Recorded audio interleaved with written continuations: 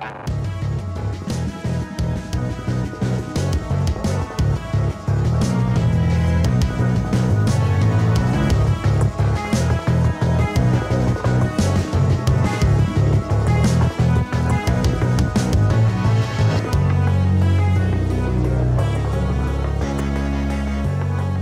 folks, and welcome to the Spearsy Spin. I'm your host as always, Mike Spears.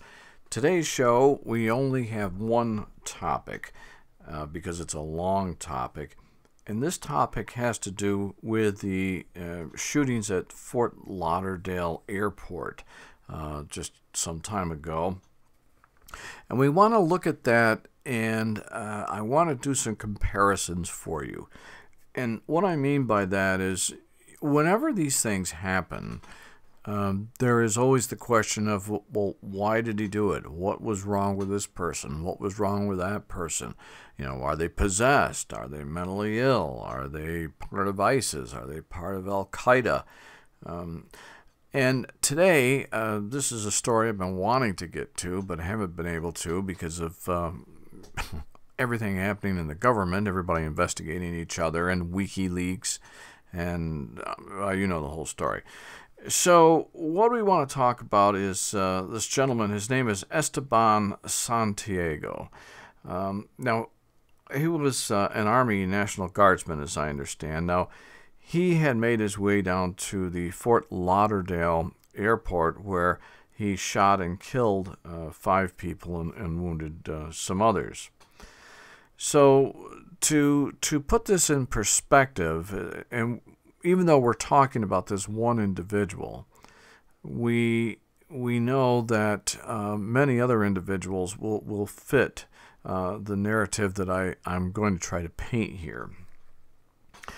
So we have to start in Alaska, and we're starting in Alaska because at some point not long ago, Mr. Santiago had a run-in with the local police department up there, and during their interview with Mr. Santiago, apparently some of the things he was saying led them to believe that A, he was either in with ISIS, or B, he had some mental issues.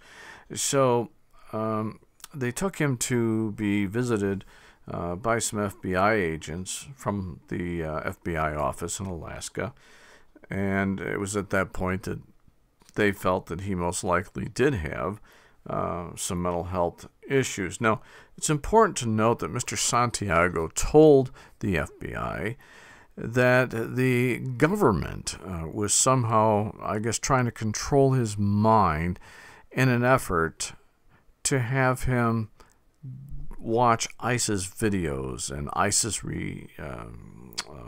recruiting videos.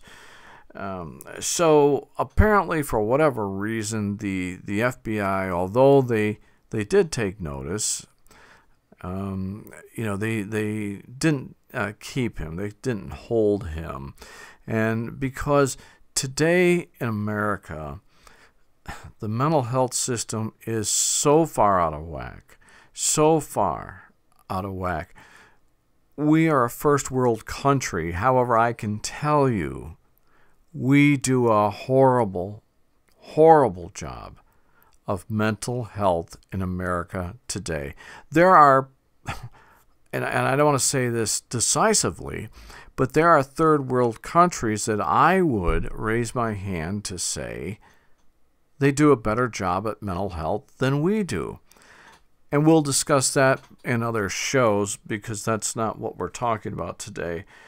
So eventually Mr. Santiago gets on a plane at some point and leaves Alaska and ends up at the Fort Lauderdale Airport. And at that time, well, I was going to say he allegedly, but there's so many witnesses, I guess it's you don't even have to say allegedly at this point. But he shoots innocent people, okay? And 5 people are killed. So we now know that Mr. Santiago talked about voices in his head. And of course, the standard script on the street is always, okay, voices in the head, schizophrenia. Schizophrenia is actually an umbrella in the mental health field. And what I mean by that is that when you open up the umbrella of schizophrenia, there are so many other mental health issues that are underneath the umbrella. But, for the average Joe on the street, schizophrenia equals voices in your head. But we're going to go past that today. Bear with me. So we understand that he has and did visit ISIS sites, ISIS recruiting sites, and watched videos. And he apparently became self-radicalized. However, before we stamp that as being self-radicalized, I think that we need to take a look at some other mental health preemptors, and I'm going to discuss them here in just a little bit. So that's why I've donned my psychological hat here. It always seems to fit just fine. And I already know, before this even gets aired, that I'll have challenges, either Twitter, Facebook, in person, at my workouts or whatever. I'm used to that, though, and I love debates, so that's okay. Bring it on. Remove the jobs, break the schools, pull back the police, let the streets flood with drugs, let violent gangs recruit child soldiers and terrorize neighborhoods. Don't prosecute gun crimes, and when the media looks you in the eye after another bloody weekend in a major American city, call for more gun control.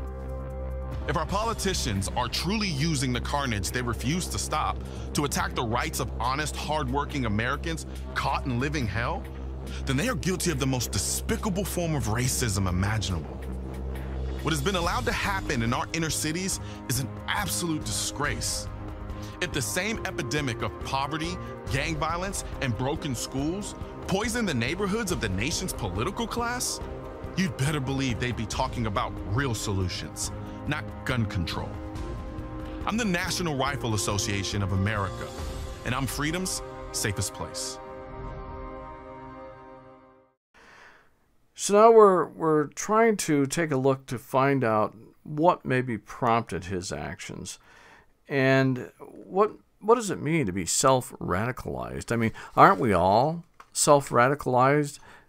For instance, in the summertime when I go out and, my son or daughter-in-law or whoever it is says, hey, there's a great big beehive on the end of the garage and the bees are flying all over, and they sting and they hurt, and the baby would get stung and hurt. So at that point, I self-radicalize myself to go to war with the bees, and I do it with raid at about 20 feet. So self-radicalizing, it's a term that we've become associated with vis-a-vis the terrorist, ISIS and Al-Qaeda and so on.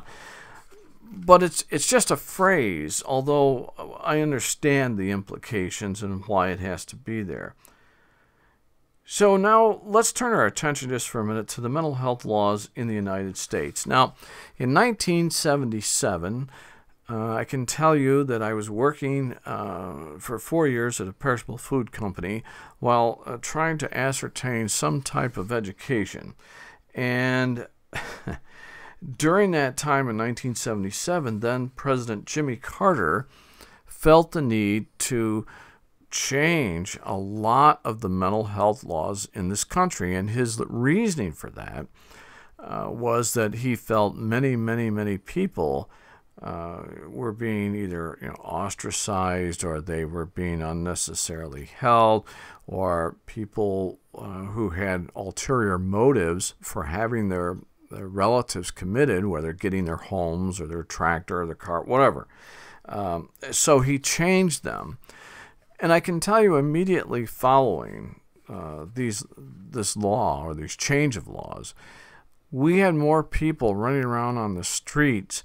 If you've ever seen the movie Ghostbusters, where everything kind of goes bad, and they got all the ghosts and stuff running on the streets, and they're, driving cars and driving taxis and craziness all over. Well, that's pretty much what you had. That's pretty much what you had.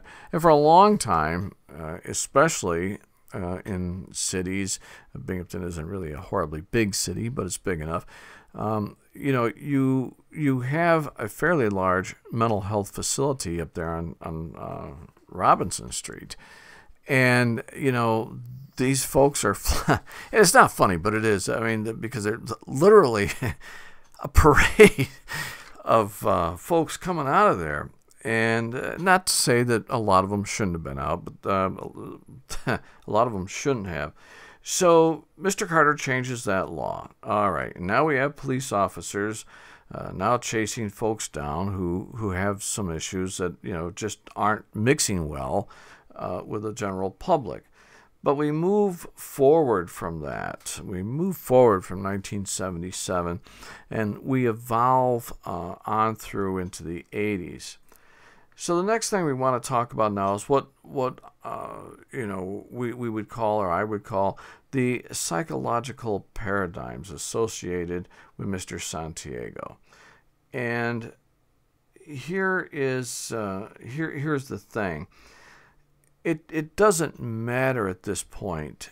I mean, yes, it's horrible and it's sad what he did, and I understand that, and my sincere thoughts and prayers go with those families. But we can't go back and change that, because the tragedy has already ripped away, many, many innocent souls. But what we can do is we can look at the cause and effect, and perhaps shine just a bit of light onto what may actually have been the culprit. So we're going to have mental health experts who are going to have their ideas and have already expressed their ideas as to mental health condition and, idyllic circumstances and all that, which is fine. But at the end of the day, I can tell you that psychologists and psychiatrists are like stockbrokers. They all have their own assessments of each situation and of each patient that they encounter, okay? And they vary largely. And that's why they come up with this book called the DSM. It's the Diagnostic Statistical Manual, so that, somewhere along the line we can actually get some type of understanding of what particular mental health disease are you talking about. I have a message from Mike Spears at the Spearsy Spin. I don't know who you are. I don't know what you want. If you're looking for a quality show, I can tell you I have no class. But what I do have is a very particular set of radio skills.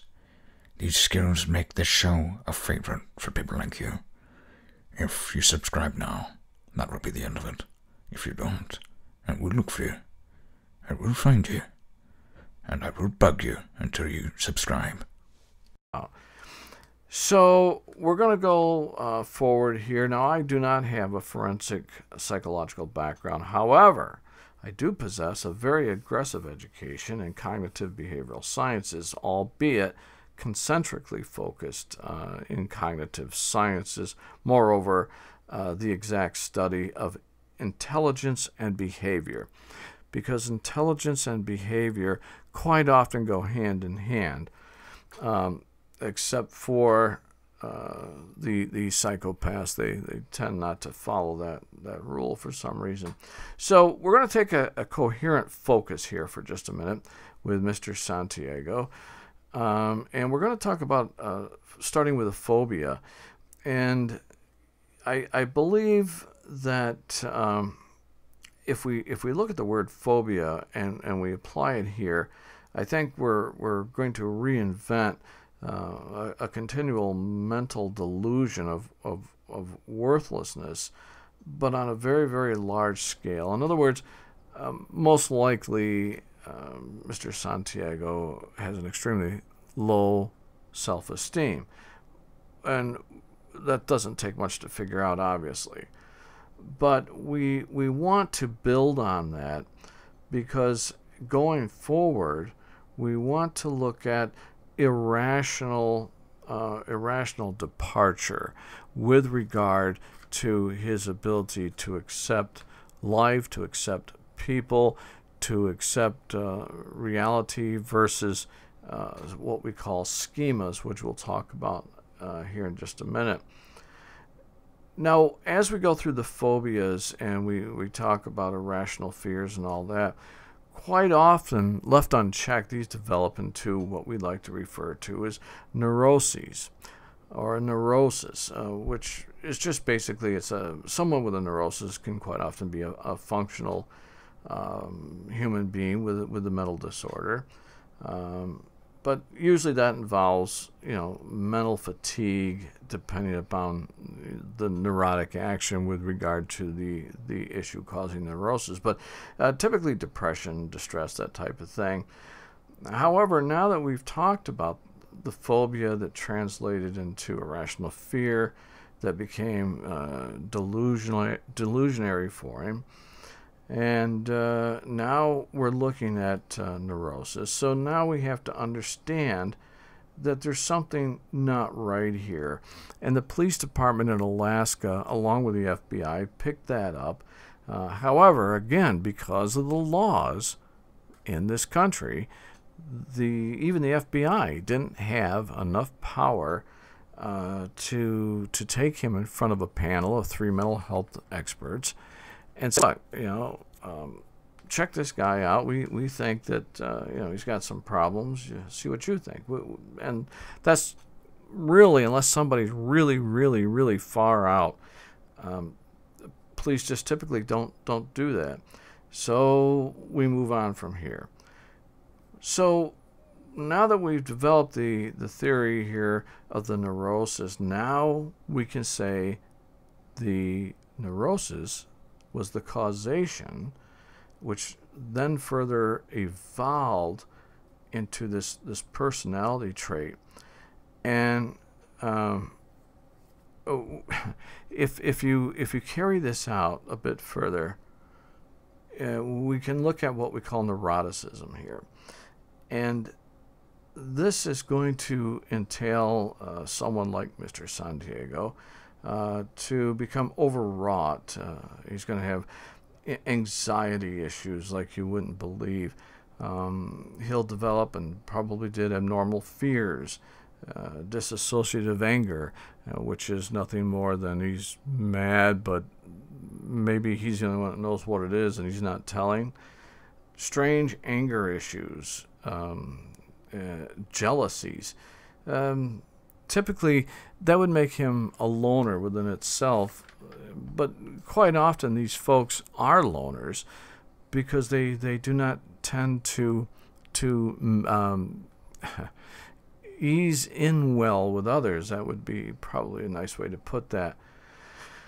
So now it's time to introduce you to one of my favorite psychological terms, by the way, and it's called schema, and which is schema is just a pattern, you could call it, which talks about and works with behaviors that creates within one's own self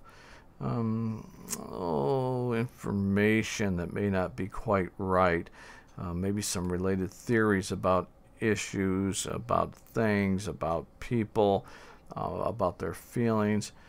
And once that schema develops, the schema can develop actually, and even in a stable mind, we develop schemas of sorts, whether it's how do I save up money to get to Disneyland, or how do I dare ask this girl out, or whatever. But sadly, we're not talking about those particular passionate schemas. We're talking about schemas in the mental health field here of a negative brand.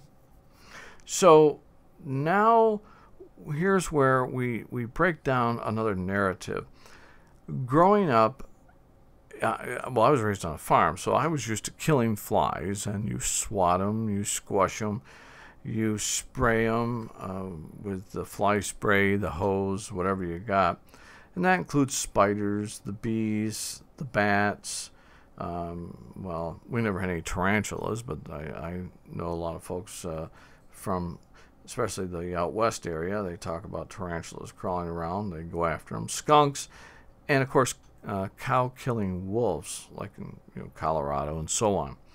So we have to focus on this because the flies, the spiders, the bees, the bats, the tarantulas, the skunks, and the cow-killing wolves. Sounds like a children's fable, doesn't it? They all have become an associated schema within ourselves. And what I mean by that is that inherently we think that and know that we should kill the flies, the spiders, the bees, the bats, the tarantulas, skunks, and cow-killing wolves because that has been ingrained into us.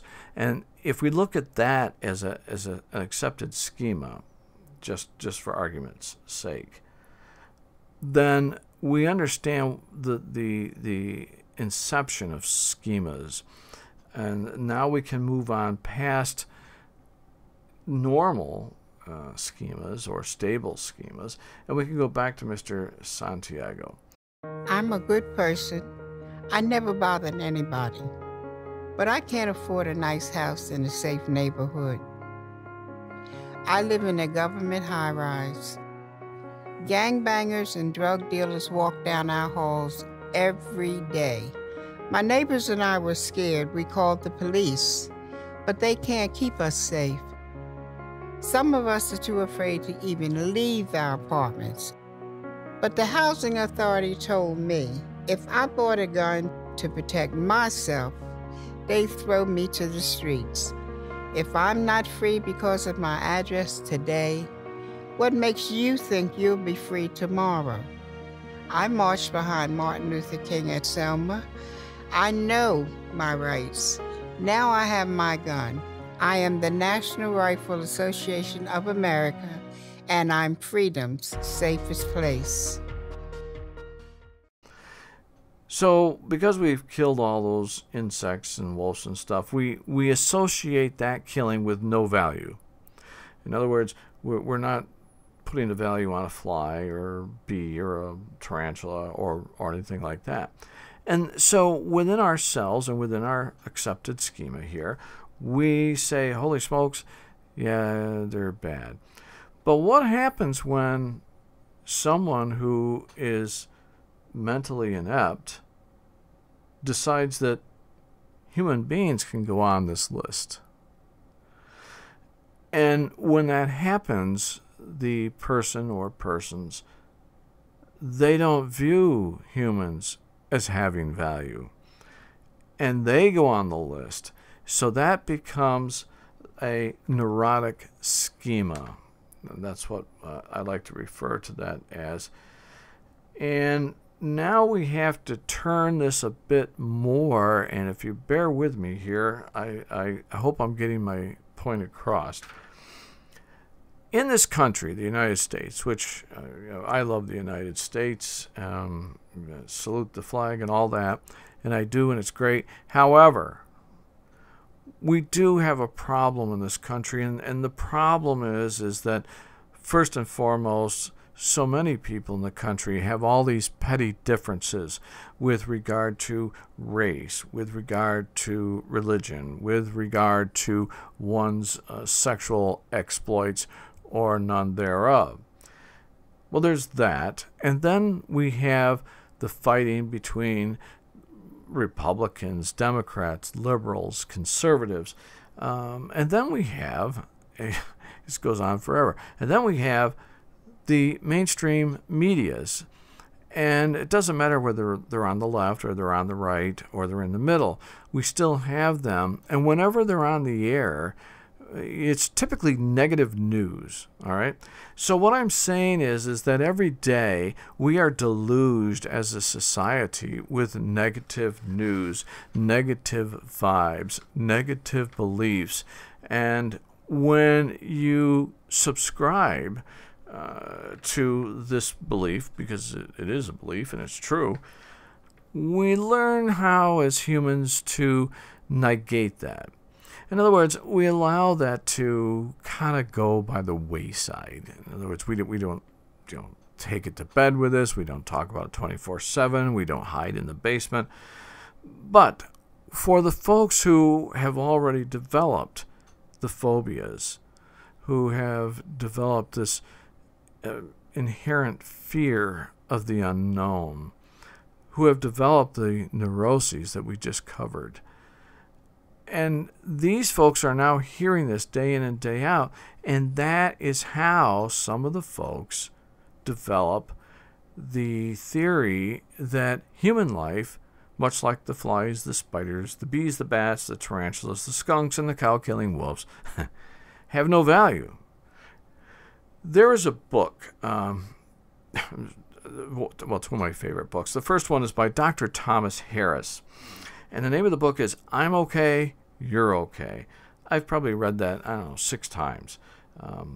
Love the book. And in that book, Dr. Harris, in brevity, I'm not here trying to sell his book, but in his book, he explains how you can be all right and I can be all right, and even though maybe my all rightness is not in concert with your all rightness. In other words, you may say, well, this other guy, he's a little bit out there. He's all right, he's okay. He's a little bit out there. And that's what a lot of that book is about in brevity. I mean, it goes a bit further, but the next book is by my favorite writer when it comes to psychological writings, and that's by Dr. Eric Berne. And I've read everything Berne has ever written. This particular book is The Games People Play. And I'm just going to pull one narrative out because that's the one that applies here. But Dr. Berne was actually the founder of what would later be a coined phrase in mental health called the transactional analysis in psychotherapy. Dr. Berne, oddly enough, was at the University Berkeley, California, and it's amazing because coming out of a very liberal environment, although back then it wasn't so liberal, but for him to go on and become, a projectionist of cognitive theories that deal with the mental health field. But anyway, so Dr. Berne wrote the book, The Games People Play. Now, the narrative that I'm going to pull out of this book for here is that at the time, Dr. Berne did not break down the exact theories associated with schemas. However, he did break down a parody of that, and not in so many words, but within the games people play, there are so many of them, but the one here that we're going to look at is called the gotcha game. And typically that's used in a husband and wife relationship where the husband and wife have issues between them, but neither one ever talk about it.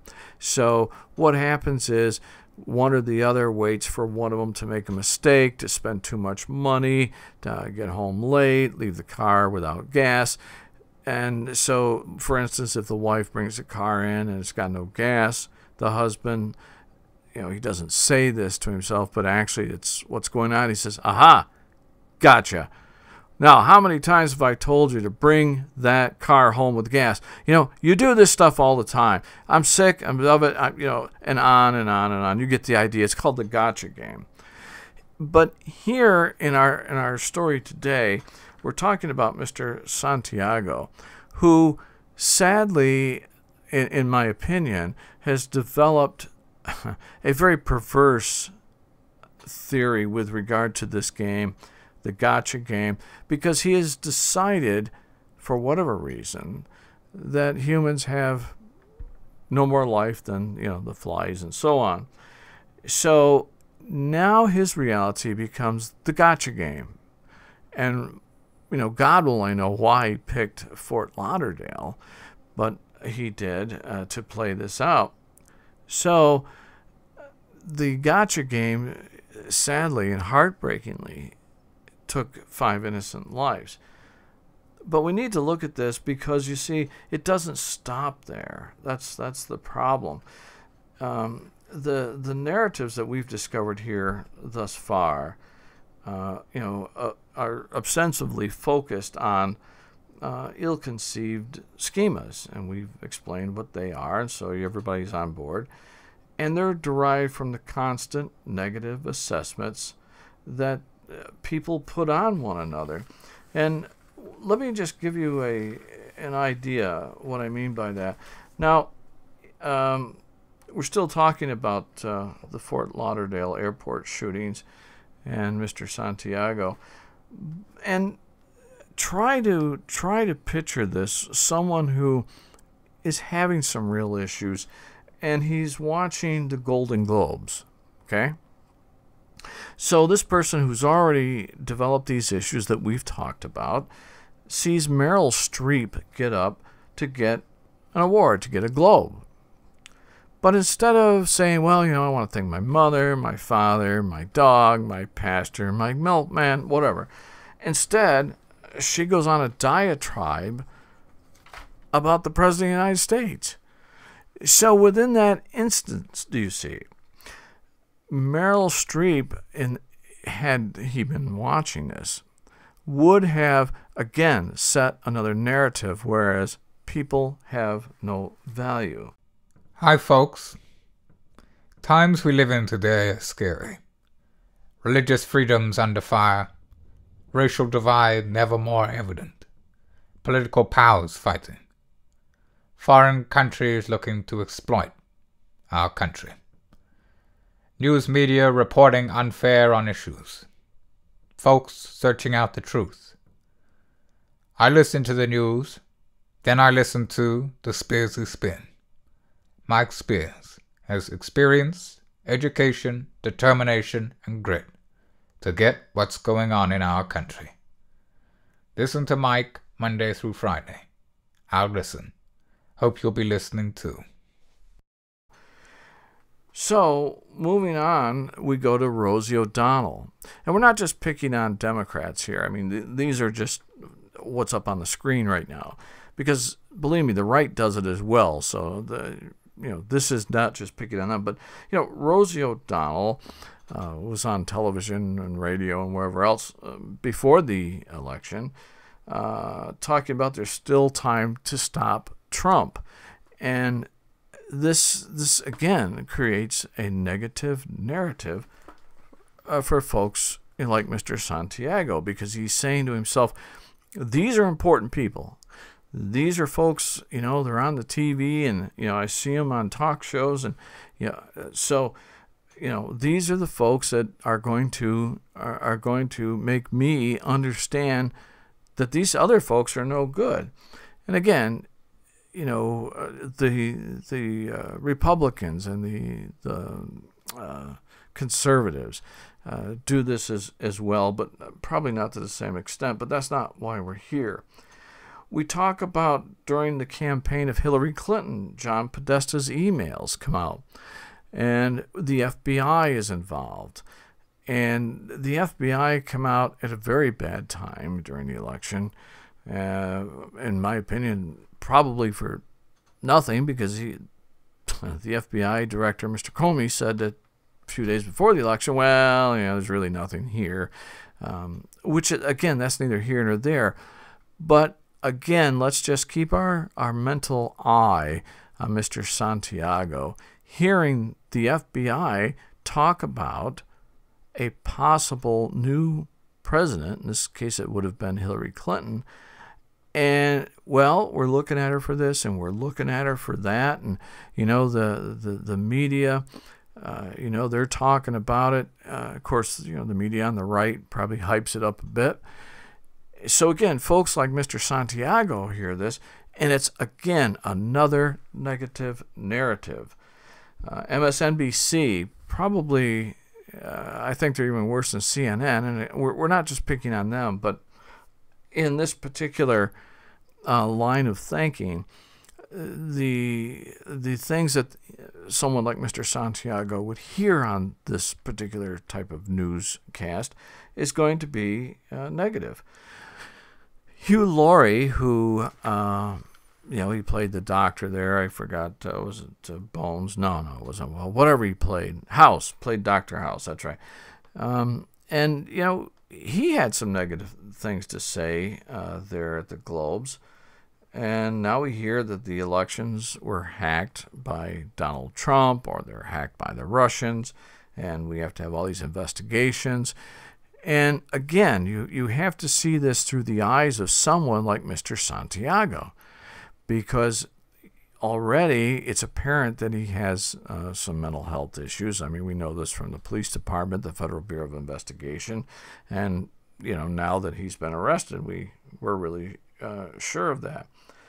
So we bring on board now folks like Martin Sheen, Charlie Sheen, and again Hugh Laurie, who, after President Trump won the election, they're putting together I want to call it an ad, but I don't have the right words. But it's an ad to raise awareness to the folks that are running the electorate to not go ahead and place the electoral votes for Mr. Trump, because that would be wrong. And so you have all this star power saying all these things against now the president. Again, in itself, that's politics. But for folks like Mr. Santiago, it again sends an extreme negative message. And so when folks like Mr. Santiago live in this environment, and that's what we talked about earlier, was the mainstream media, because dirty laundry sells, they hear this and they create within themselves a negative schema, and they disassociate human beings as nothing more than flies and spiders and tarantulas and bats and bees and cow killing wolves. Why is this important? And what does this show have to do with politics? This is a conservative political show. It has a lot to do with politics. Here's why. I needed like a couple hours to actually make some really solid points, but very few people want to sit for 2 hours and listen to psychobabble, regardless of how well it's done. Yes. And I wouldn't either. Okay? But here's the deal. Everyone who listens to this, everyone who agrees with this, and everyone who steps back and says, I can kind of see what he's saying. I kind of think he might be onto something, This will help as we go forward, because folks, and I don't know where you are in life, your station in life. You may be a millionaire, you may be middle class, you may be poor, you may be a new legal immigrant, whatever it is. But if you open your eyes to the fact that we have some serious mental health issues in this country right now that need to be addressed. And I'm sorry, and I know a lot of people are not going to want to sign on with this, but we must now educate and empower police officers, as well as parole officers and probation officers. We must educate them. And when I say educate them in psychology, I don't mean send them out to get doctorates. There is a 6-month course where they can pick out certain little giveaways that people have within their personalities, how they address people, how they walk, how they stand, their stride, their eyes, where are they fixed, or do they look left? There's a lot of stuff here. So that the police or these other officers have the authority now to take someone in front of what I call the tribunal, which is 3 mental health professionals, and say, look, I found this guy who was barking at the moon. He said that Scott Baio was the Antichrist. And the other thing that made me believe he was whacked is he listens to the spin with Spears there. So he's got to be whacked. Whatever it is, whatever the criteria is created to allow this law to come back, we need that. Because there's no question. We can save lives. Not only save people from dying at the hands of the mentally disturbed, but also to possibly even help them. So that's what this was about. That's why I did this, and I presented it as best as I know how. I didn't throw in 25-cent words, because what good are they if no one knows what you're talking about, right? Right. And besides, it's dry and it's crusty and makes me feel old. Don't miss even one show. Subscribe to the Spearsy Spin now. Click that subscribe button and be sure to also click that bell next to the subscribe button so you'll be notified when we post new videos. So that is our show. I really wish you would go to the blog, because we have a blog now, I just found out. And it is the SpearsySpin.blogspot.com. And I don't even know what's on there right now. I when it first came up, I looked at it, I said, yes, that's very nice. So we can now see what you are thinking, what you have to say. Try to be nice, because well, I do this for nothing. So try to be nice, and try to hopefully see that we all have to work together. Because you know what, folks? There is only one world, and we all have to live in it. So let's see if we can do that. I'll see everybody. Well, you'll hear me on Monday. I shouldn't say I'll see you. So, till Monday. Thanks for listening to today's show.